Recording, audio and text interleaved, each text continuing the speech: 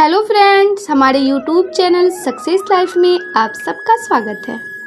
आज मैं आप लोगों को बताने वाली हूँ कि निर्जला एकादशी कब है, इसे क्यों मनाई जाती है और इसका शुभ मुहूर्त कब है, पूजन विधि का महत्व क्या है और किन 3 औरतों को ये निर्जला एकादशी नहीं मनानी चाहिए।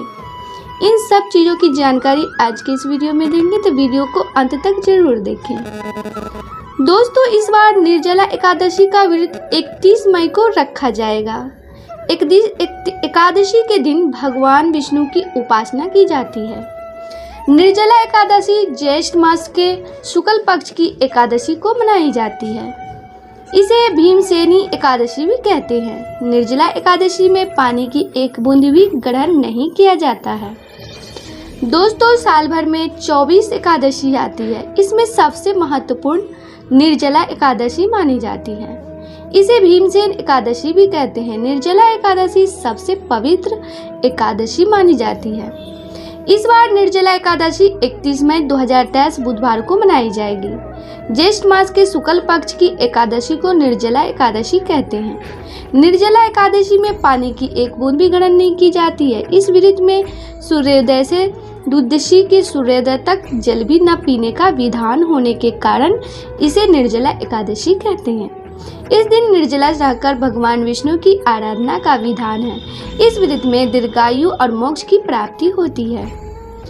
दोस्तों, 31 मई को मनाई जाएगी एकादशी। तिथि की शुरुआत 30 मई को दोपहर में 1:07 पर होगी और इसका समापन 31 मई को दोपहर 1:45 पर होगा। साथ ही इस दिन सिद्ध योग का निर्माण होने जा रहा है। स्वार्थ सिद्धि योग का समय सुबह 5:24 से लेकर सुबह 6 बजे तक रहेगा। निर्जला एकादशी का पारण 1 जून को किया जाएगा, जिसका समय सुबह 5:24 से लेकर सुबह 8:10 तक रहेगा। दोस्तों, निर्जला एकादशी के दिन सुबह स्नान करके सूर्योदय को आराध्य दें। इसके बाद पीले वस्त्र का धारण करें और भगवान विष्णु की पूजा करें और व्रत का संकल्प लें। भगवान विष्णु को पीले फूल, पंचामृत और तुलसी दल अर्पित करें। साथ ही भगवान विष्णु और माँ लक्ष्मी के मंत्रों का जाप करें। व्रत का संकल्प लेने के बाद अगले दिन सूर्योदय होने तक जल की एक बूंद भी ग्रहण न करें। इसमें अन्न फलहार का भी त्याग करना होगा। अगले दिन यानी द्वादशी तिथि को स्नान करके फिर से श्रीहरि की पूजा करने के बाद अन्न जल ग्रहण करें और व्रत का पालन करें। दोस्तों, यह एकादशी व्रत धारण कर यथाशक्ति अन्य जल, वस्त्र, आसन, जूता, छतरी, पंखी तथा फल आदि का दान करना चाहिए। इस दिन जल कलश का दान करने वालों को, श्रद्धालु को वर्ष भर की एकादशियों का फल प्राप्त होता है।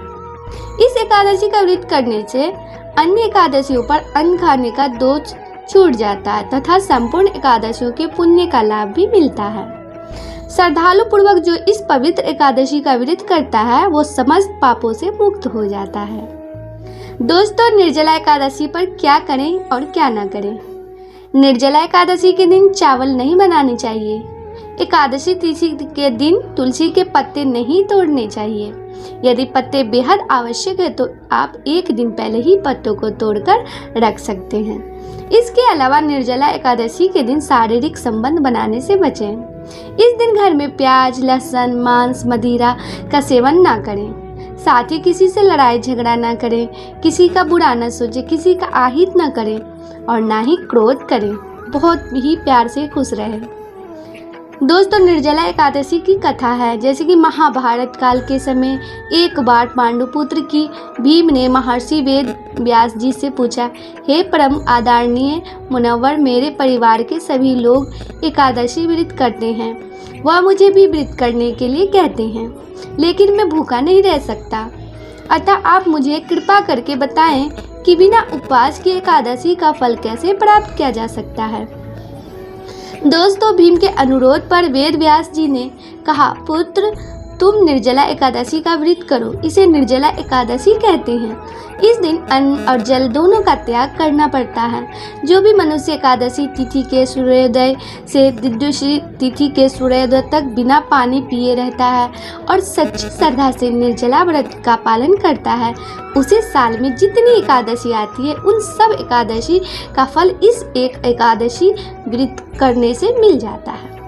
महर्षि वेद व्यास के वचन सुनकर भीम निर्जला एकादशी व्रत का पालन करने लगे और पाप मुक्त हो गए। चलिए दोस्तों, आपको ये भी बता दें कि किन लोगों को ये व्रत नहीं रखना चाहिए। जैसे कि गर्भ अवस्था के दौरान एक महिला के शरीर को ज्यादा पोषण की जरूरत होती है, साथ ही उसके बच्चे का विकास भी उसके जरिए होता है। ऐसे में व्रत रखने से महिला और बच्चे दोनों के लिए समस्या पैदा हो सकती है। पहली और तीसरी तिमाही में तो व्रत रखना ज़्यादा खतरनाक माना जाता है, लेकिन अगर सब कुछ ठीक है तो विशेषज्ञ दूसरी तिमाही में आपको कुछ निर्देश के साथ व्रत रखने की अनुमति दे सकते हैं।